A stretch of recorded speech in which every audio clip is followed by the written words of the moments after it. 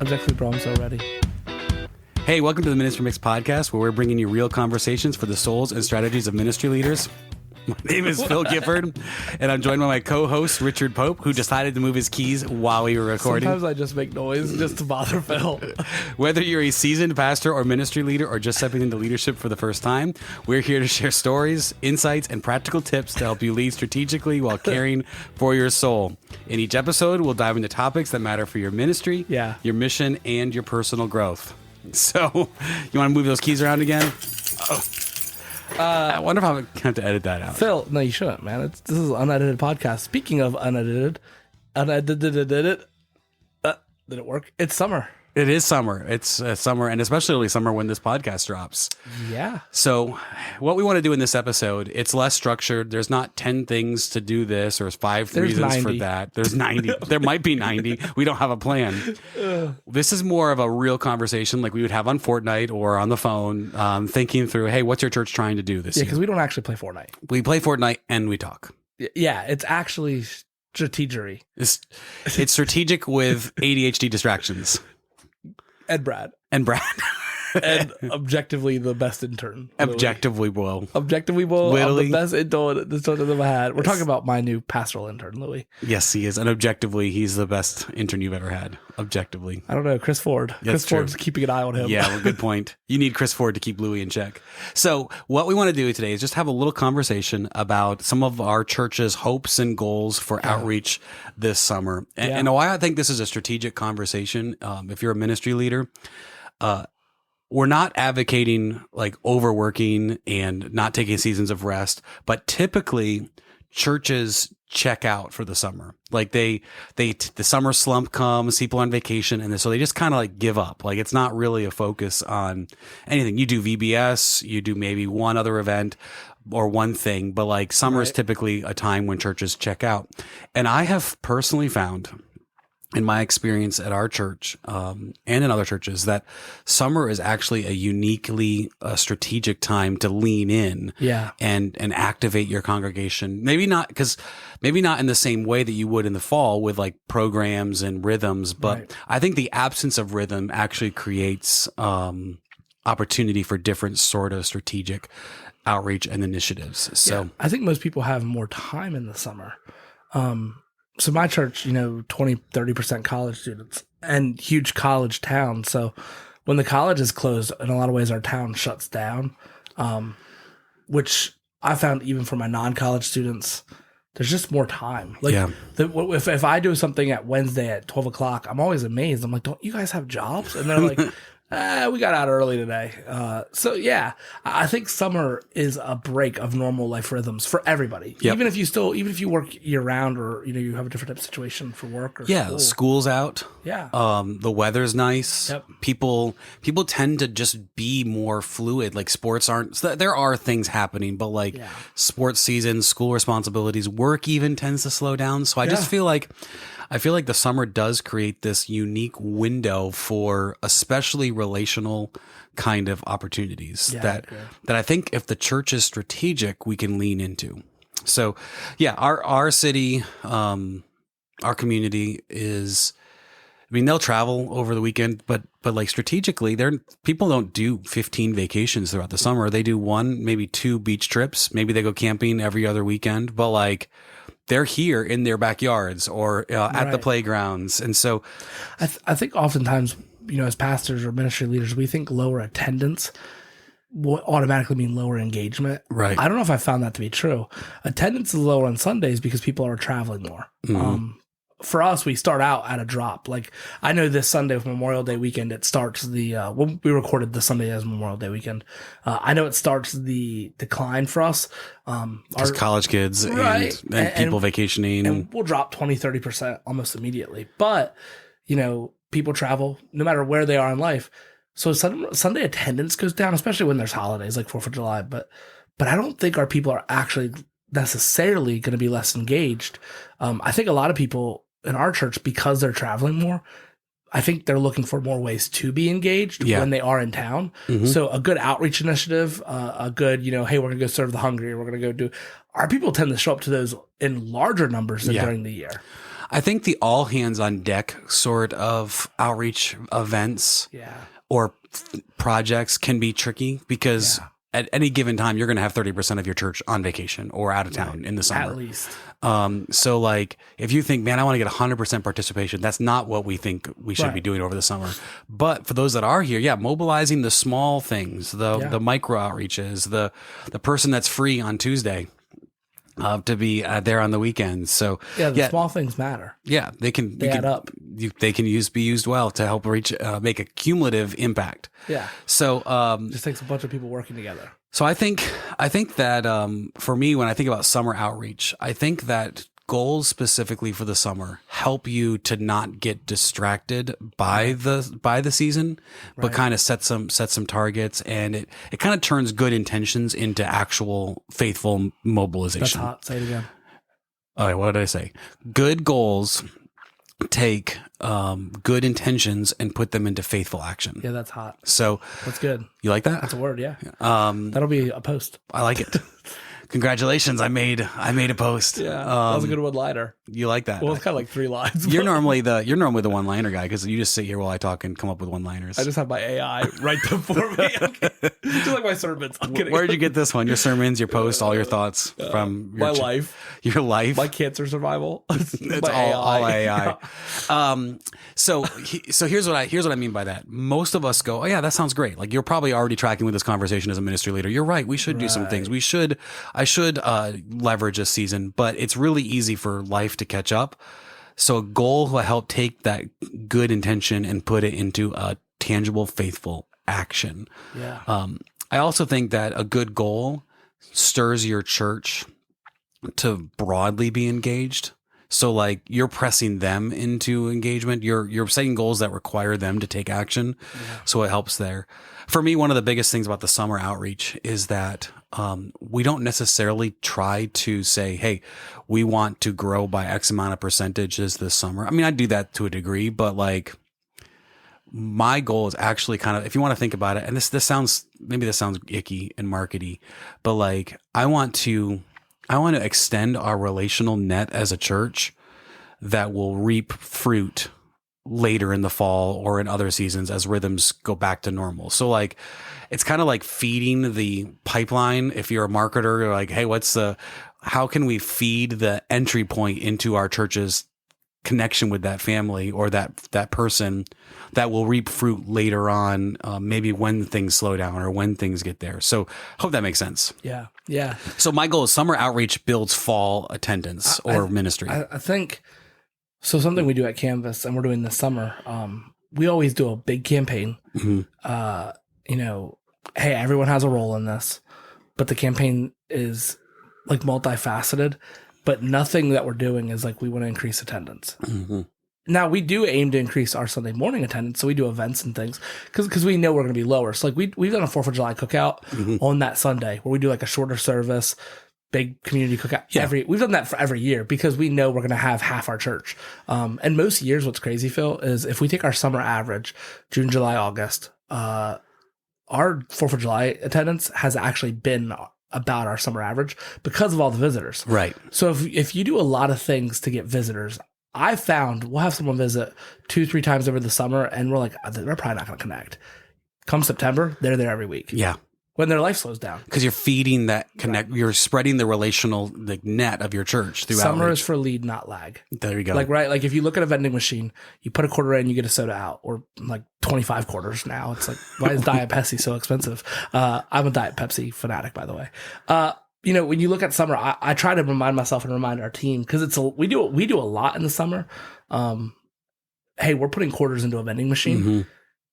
God is going to give us something in this, and if nothing else, it might just be more people know about our church. Right. But like last year, I think we you did too, but from like June to September, June was like a crash. And I'm like, holy crap. We had like our lowest attendance in 2 years for a month average. But then by the end of the summer, we were averaging our year round. Like we were averaging our fall and spring attendance in the summer. So then when everyone came back from the college, it was like, holy crap, we've grown by like 30%. Yeah, we don't like, we've grown a lot in the summers. And it's just first time people visiting. You guys like doubled. In a summer. No, it wasn't quite that much. We We grew up like 50% maybe. That's significant. Yeah. In 3 months. Yes, it was significant. The fastest growing churches in the country typically grow by consistently will grow by 20, 30%. Yeah, isn't that nuts? So like if you grew by 50%, that's insane. Imagine if you did that every year. That's true. And like that was also, we did a whole episode on homeless churches. Yeah. That was a season where for 7 weeks we didn't know where we were meeting. Like we kept on like, the school was struggling with their air conditioning, wouldn't let us meet without air conditioning for liability. And so like we were like outside at parks and lawn chairs. And so, yeah, it's super weird. But I think God was just, God was certainly blessing our faithfulness there and some of the work we had done. So I think that's my goal is how do we leverage the summer to actually grow the church, or grow our gospel impact as well. So I don't want to make it sound like it's just numerical. Like, how are we using this season when people are out of their houses, already? Because that's what it comes down to. Not to be too rambly here, but like winters are the same for you in Salisbury as us.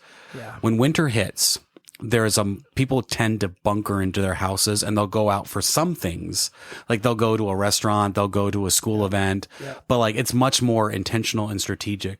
In the summer, they tend to be walking in the streets. They tend to be at playgrounds, at parks. Like there just is you have a better chance of just bumping into somebody because of the summer. So, do you want to just pivot and talk about some of the things we're trying to do this summer? Yeah. And see what that looks You like? want to start macro with some goals for the summer? Sure.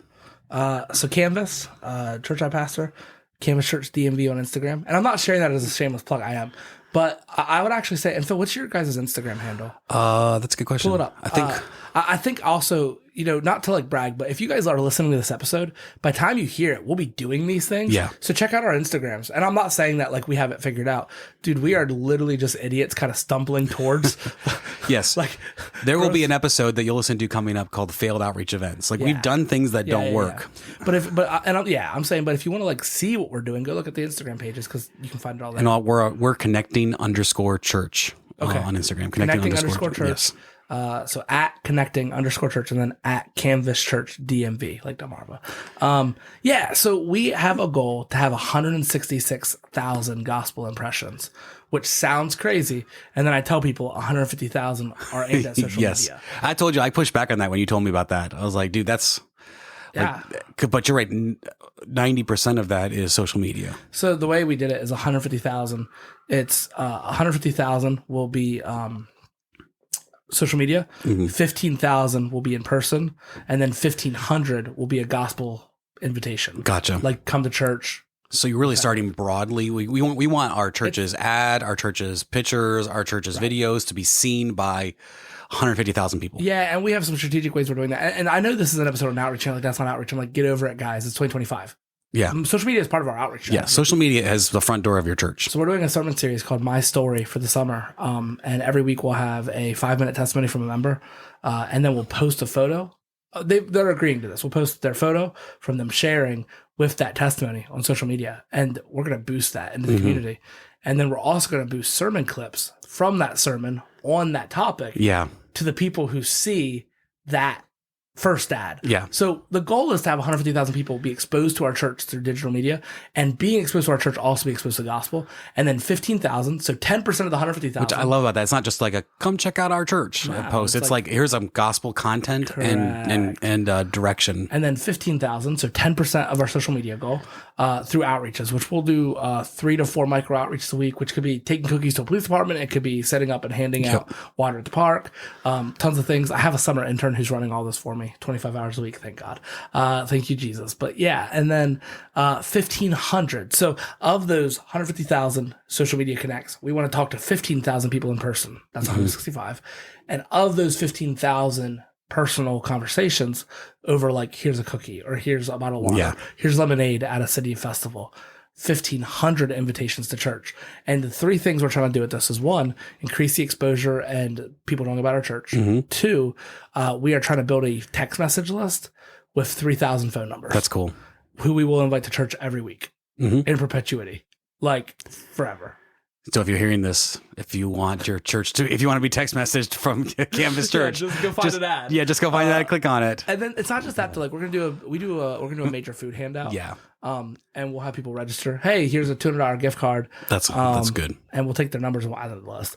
And then the third thing is we are doing a big end of year Sunday. And it's going to be kids focused. So our church has only ever had like 4 or 5 kids to 8 kids. In the last year, it's grown to like 25. And our kids ministry keeps growing. And we have tons of babies who are like a year old that are about to enter the nursery. And we have a bunch of 2 and 3 year olds who are about to enter pre-K. So we'll probably be 50 kids in a couple years. Probably. It doesn't take long. It's followed. And kids, this is not a young adult episode. We're going to do a young family episode sometime. But like, one of the easiest ways to reach families is to have families. So the more kids you get, it's like they multiply. Well, in our church, when I was 24 and we launched, most of the people we knew were having kids. Right. But the church has kind of grown up with me. So the average age used to be like 25. When I planted, you know that. Now we're at like 28, 29. Yeah, it's kind of following with you. And I think it's just tons of natural social reasons for that. Yeah. But so we are doing a complete overhaul of our kids ministry. So the last Sunday of the year, I'm super stoked about this, Phil. We are doing a kids service for the first time ever. Kids are going to help in the service. We are giving out 500 backpacks after the service. You doing this in the summer? Yeah. I'm stealing that idea. And we're doing it on a Sunday. So we're going to try and encourage people to come to the Sunday morning service, backpack handout right after. So one of the tricks, and some people tell me this is manipulative or bait and switch. I don't care. I'm going to keep doing it because I don't think it is. When we say 4th of July cookout, we invite the community. We say, hey, 4th of July celebration and cookout this Sunday at 10:30. We shorten our service to 45 minutes and then we eat together. And when they get there, we're like, hey, we're going to like talk about what freedom is and we're going to sing some songs together and then we'll go eat. We're going to do that Sunday. So we'll say, hey, backpack handout, all these things. See, I think that would work in your community. I think it would not work in mine. Really? Think people would get mad? I think people would get mad. Really? Yeah, I think they would. Why? I don't know, because people are just, I think there's just less, there's more of a, I think it's just a cultural difference. Yeah, people. So the only thing we'll ever get is someone will be like, "Hey, I don't want to wait this long." And when they do that, like let's say someone comes with a backpack and we're like, "Hey, we're gonna sing songs and stuff first." Yeah, we'll just give them the backpack. Like, oh yeah, no problem. You know what I mean? Like we're not like. Now I'm doing something similar to that for Easter next year, but that's a whole nother podcast episode. So good, that's good. I like Easter services. Yes, lots of them. Hey, we talked about this. We're doing that too. Yeah, No, you're not. You stole it from me? We haven't even done it yet. You're stealing it from me. You stole lots of things from me. And you've stolen... Habits of Healthy Soul, jerk. Listen. All right, moving on. The first thing that was stolen was that sermon series, but there's been plenty of stolen stuff back and forth. So the first thing that was stolen was your lead lag thing, because I literally have that on the wall in our office. I got that from you. Oh, so you stole first? Yeah. It worked out great. Yeah, because you're old, bro. Yeah. What are your guys' summer goals? Okay, so is that all you want to share? Your summer goals? So our summer goals are different than that. I'm not measuring social media. That we're using social media, but we're not measuring those as things that we're trying to like as far as our goals to the church. We're we got 3 things we're operating for our goals. We are doing some social media things similar to you. I've not tried to figure out how many impressions I want to get, but we are definitely going to be having some content that's being pushed out. Yeah. But what we're internally doing is we're encouraging everybody, and it's kind of a corny name. I haven't decided if I love it or hate it. But I'll let you know right now. I know you will. Are you nervous? It's I kind of want to not tell you my name for this thing. We're calling this based on baseball. We're calling this our triple play challenge. That's not bad. Okay. And we're challenging our church, and we're looking for 100% participation, which we know we won't get, but that's what this is like, we want everyone doing this, from kids to adults to everybody.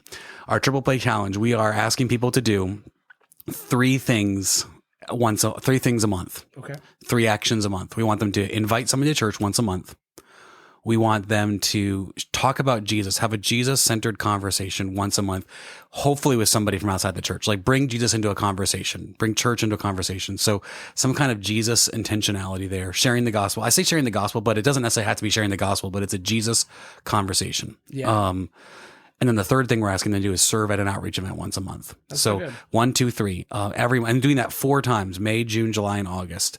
So every month we're looking for people to do that. Now we know not everyone's going to do that. Some people are going to not do one of those things, but others are going to do more than that. Someone's going to invite 5 people to church a month. And so that's our triple play challenge is invite somebody once a month, share Jesus once a month, talk about Jesus once a month, and then serve at an outreach event once a month. What we think that's going to lead to, and by the way, here's the cool thing we're doing. We're gonna have a second kind of connect card that we're producing. So it's gonna say like, this week I invited this person, or this week you're stealing that from me, aren't you? I think you're stealing that. No, I told you about this in Fortnite, and you're like, "That's hot. I'm taking that. I promise." I have. Let's say AI Darth Vader. I bet you he remembers. Let's ask Katie, because I think I asked her in April. No, we literally had this conversation on Fortnite, and you're like, "That's hot. I'm taking it." You literally said, "That's hot. I'm taking that." Because on one side, ours says, "Who did you invite this week?" And on the other side, it says, "Who were you invited by?" Oh, see, I don't have that. Maybe we're not doing the same thing. But that's whole. It's a special connect card. No, you stole this one from me. Stealing my idea. So we're gonna have we'll have on, and by the time this podcast drops, we'll already have done this for a month. Right, which is why they should look at Instagram, because they'll see all the fruit of these things. So it tracks those 3 things. This week I served at, this week I did this. And that way we can actually pray for it. Like if you invited Bob, I want to be praying. I want our team and our prayer people to be praying for Bob.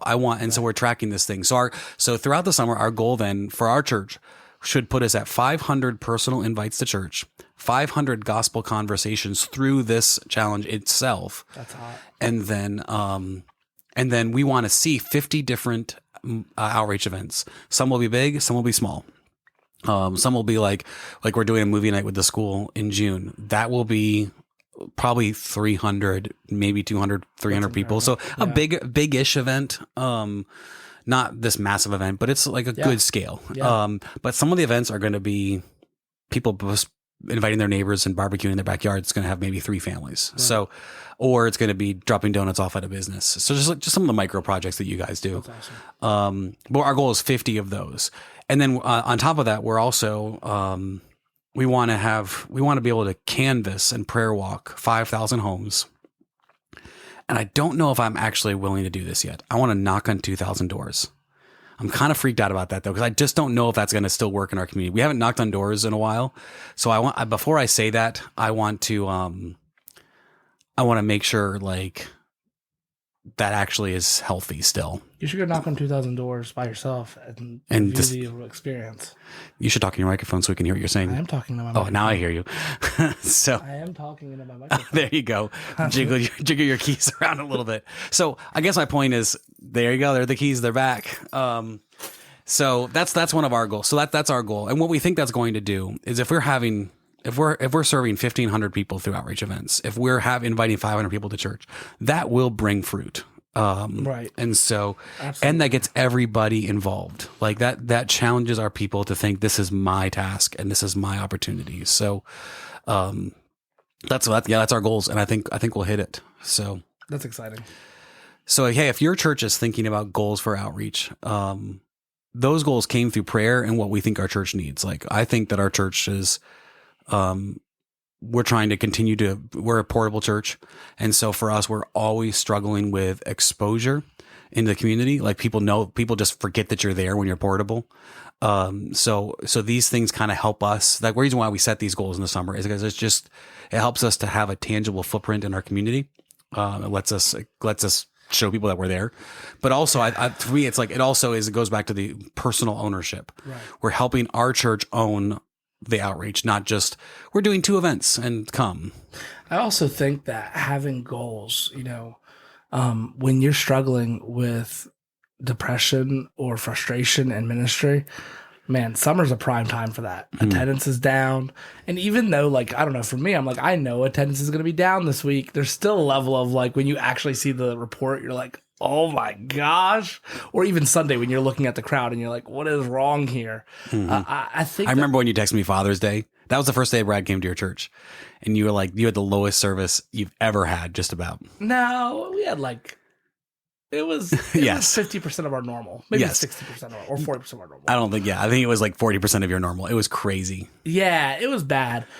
June is weird. June is weird for us. Like, I don't know why. We'll be higher in July than June every year. We will too. Which I've heard is kind of the opposite of normal, but it is what it is. But We'll be higher in August and September, which is so weird. of course you're going to be higher in August and September. Why is that? Oh, August, then September. Yeah, we'll be higher in August than we will be in September. That's so weird. Well, we have college kids. Well, I think part of it is it's our kids' ministry so large that people are so tired during September. And then, like, if we have any homeschool families, if September is like cheap vacation, let's get out of here. So, yeah, I think what I'll say though is when you have a goal that you're working towards, yes, that isn't attendance, you'll feel better. Yeah. So like for the summer, just ditch attendance. Like still count and still track for you could have metrics and can kind of there's value, and we should talk about this sometime, like how those goals can help you plan and prepare, and dream. But I do think like, man, like my goal will be 10 visitors a week. Yep. Which is feasible because we're doing a lunch or something every week. Like that's it. I'm just gonna focus on visitors. Yep. And if attendance is good, it's good. If it's bad, it's bad. But because that's not my goal, I'm not worried about it. Yep. Yeah. And I feel like even if, let's say, I don't want to sell ourselves short. I think our goals are achievable. Right. But let's say for whatever reason, we hit the 50% mark on our goals at the end of August. And all we've done is invite 250 people to church. And all we've done is have 250 gospel conversations. Then like, praise God, that's still kind of awesome. Like we're still engaging the community. And so I just think that's a tangible goal for us. So it gives you something to celebrate, gives you something to chase after, gives you something to challenge. And ultimately this just equips your people. Yeah. To chase something specifically, because as I said earlier, our quote of the day, it takes good intentions and turns them into faithful action. Yeah. Amen. So, hey, want to wrap us up? Any thoughts? Final thought. Do something this summer. Don't treat it like a 3-month vacation. There's this guy, Sweb. You know Sweb?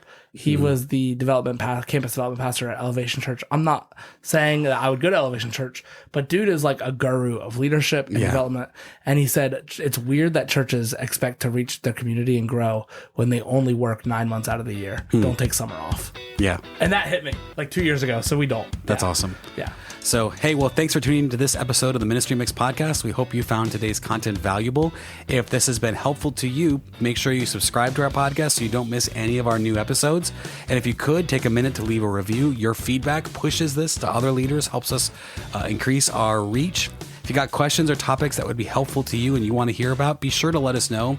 You can connect with us through social media. Hey, Richard, what's our social media tag for the Ministry Mix? Ministry Mix. Just Ministry Mix?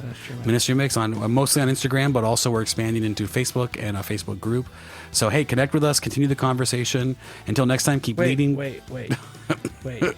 Ministry.mix. Ministry.mix. I knew I was wrong when I said that. Yeah, ministry.mix. But we have a Facebook group coming soon for pastors and ministry leaders like you for support and resources and encouragement. Absolutely. Well, hey, until next time, keep leading with purpose and caring for your soul.